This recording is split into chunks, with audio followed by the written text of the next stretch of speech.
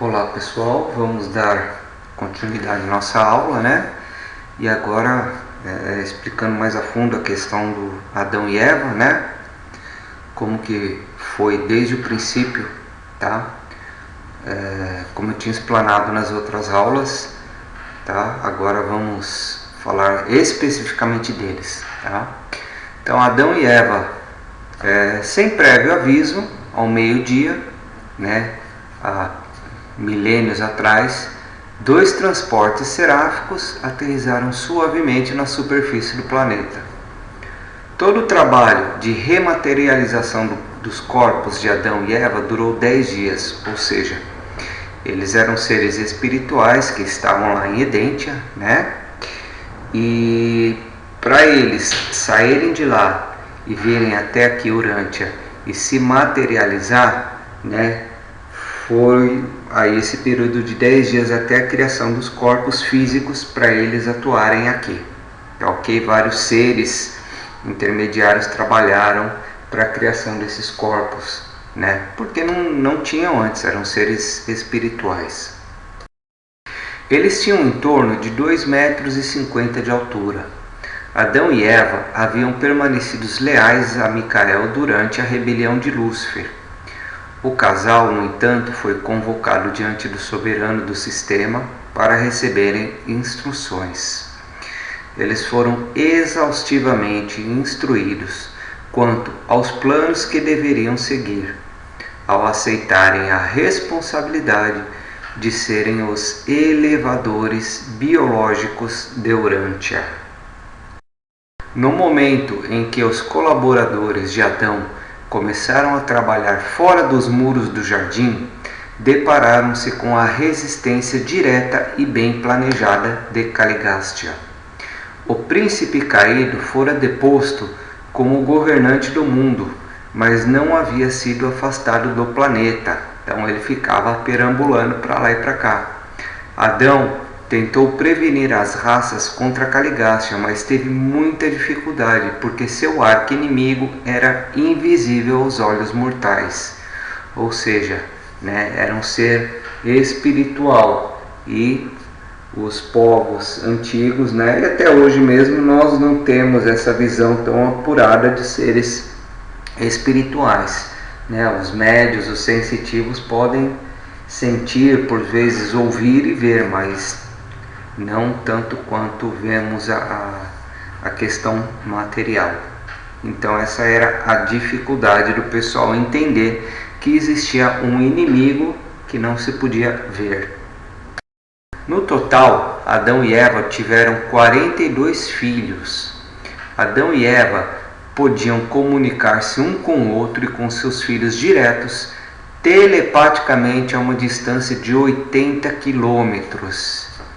Gente do céu, você imagina você 80 km de distância e tua mulher te mandando mensagem mental: onde você está, Adão? Que hora você volta? Misericórdia. A origem do ralo tradicional que envolve a cabeça dos homens nas pinturas retroage aos dias de Adão e Eva.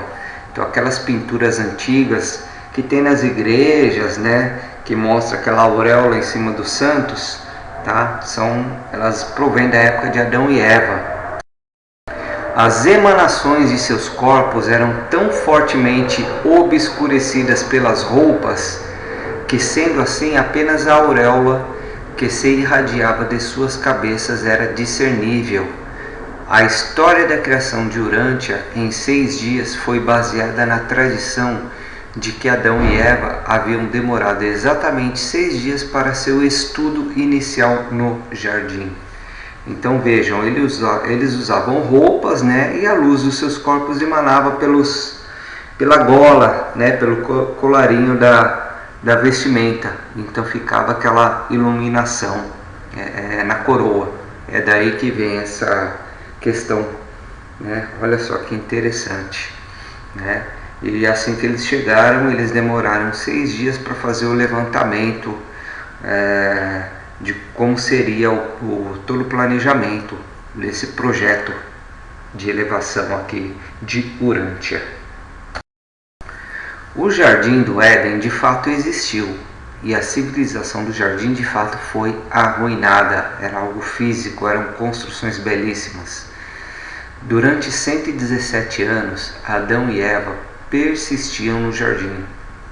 Por causa da impaciência de Eva e dos erros de julgamento de Adão, eles cometeram a presunção de desviar-se do caminho ordenado, trazendo rapidamente o desastre sobre si próprios e retardando de um modo desastroso o progresso e desenvolvimento de toda Urântia.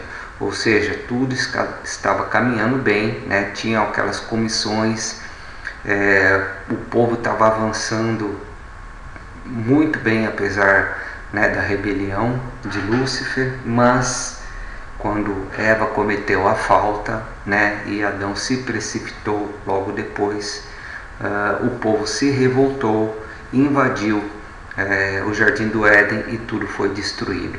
Tá? Quem narra esse processo todo é a Solônia. Solônia é a Serafim, conhecida como voz do jardim, né? Então a falta de Adão e Eva, depois de mais de 100 anos de esforços, Adão constatou pouquíssimos progressos fora do jardim. O mundo em geral não parecia estar melhorando, né? A realização do aperfeiçoamento racial parecia estar muito distante, a ponto de querer algum remédio que não constava nos planos originais. Ou seja, dentro do Jardim do Éden, naquele mundo fechado, as coisas ocorriam bem, mas fora dos mundos a coisa ia muito. Então, pelo menos era isso que se passava com frequência na mente de Adão, e isso foi minando. Adão e sua companheira eram leais, mas estavam muito aflitos com a situação do seu mundo. A missão adâmica, estigmatizada e isolada pela rebelião, era uma tarefa descomunal, e logo eles se tornaram conscientes das dificuldades do compromisso que assumiram. Então, logo a ficha caiu quando eles viram as dificuldades, né, a prática fora dos muros do Jardim do Éden. Se eles tivessem sido mais pacientes, eles teriam em algum momento logrado êxito. Demoraria mais, mas daria certo. Ambos, principalmente Eva, foram impacientes demais. Eles queriam ver alguns resultados mais imediatos. Caligástia fazia visitas frequentes no jardim e manteve várias conversas com Adão e Eva, mas eles mostravam-se intransigentes a todas as suas sugestões de ajustes e tentativas de atalhos. Por mais de 5 anos, o grupo de Caligástia tentou convencer Eva a unir o seu sangue com o mais brilhante e ativo líder local. Influenciada pelos elogios, pelo entusiasmo e uma grande persuasão pessoal, Eva consentiu no empreendimento tão discutido da salvação do mundo. Antes que ela compreendesse realmente o que acontecia, o passo fatal já fora dado, estava feito. Ou seja, existia um ser, um homem, né? O líder tribal, era o mais avançado de todos, e Caligástia convenceu Eva a unir o seu sangue com o dele, né, para poder criar aí uma série de filhos mais elevados que ajudaria muito na evolução dos seres aqui de Urântia, né? Era o planejamento? Não era o que devia acontecer, mas aconteceu. A compreensão da falta. A vida celeste do planeta ficou um tumulto, né? Quando a ficha caiu e todo mundo ficou sabendo, né? Adão reconheceu que algo estava errado e pela primeira vez ele ouviu toda a história do plano longamente alimentado para acelerar a elevação do mundo. Enquanto estavam no jardim, a voz do jardim, né, a Solônia, reprovou-os pela desobediência, de que eles haviam transgredido as instruções seráficas, aquilo que foi dito muitas e muitas vezes no planejamento antes deles virem para cá. Todas as vezes que o par do jardim comera do fruto da árvore da vida, o arcanjo guardião havia lhes avisado de que era preciso abster-se de ceder às sugestões de Caligácias de combinar o bem e o mal. Vós certamente se tornarão como os mortais do reino. Vós certamente morrereis. A repercussão da falta. No desespero da compreensão do fracasso, Adão no dia seguinte procurou um par mais evoluído do povo local e com premeditação cometeu a mesma loucura que Eva. Adão não fora seduzido, ele sabia exatamente o que fazia. Deliberadamente ele escolhera o mesmo destino que Eva, porque ele a amava tanto que não queria que ela fosse embora, se tornasse mortal, né? E eles ficassem separados. Ele amava sua companheira com muita afeição supramortal, e o pensamento de uma possibilidade de uma vigília solitária em Urântia sem ela era muito mais do que ele poderia suportar. O tempo passou, mas Adão não estava certo da falta que havia cometido, até 70 dias depois da falta de Eva, quando os administradores Melquisedeques retornaram a Urântia e assumiram a jurisdição dos assuntos do mundo. Só então Adão soube que eles haviam fracassado. Todas as tribos vizinhas se revoltaram e marcharam contra o jardim do Éden, que fora destruído.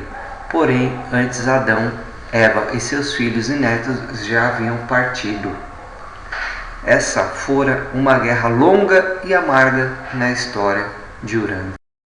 E foi uma caravana muito triste que se preparou para a partida do jardim. Poderia ter havido algo mais trágico? Terem vindo ao mundo com as esperanças mais elevadas, terem sido tão auspiciosamente bem recebidos e então sair do Éden em desgraça e ainda perder mais de 3/4 de seus filhos antes mesmo de encontrar uma nova residência. Por que isso aconteceu? Porque quando a falta foi cometida, foi dada a escolha àqueles que quisessem voltar à Edência, ao mundo espiritual, né? E assim 3/4 de seus filhos foram embora e os...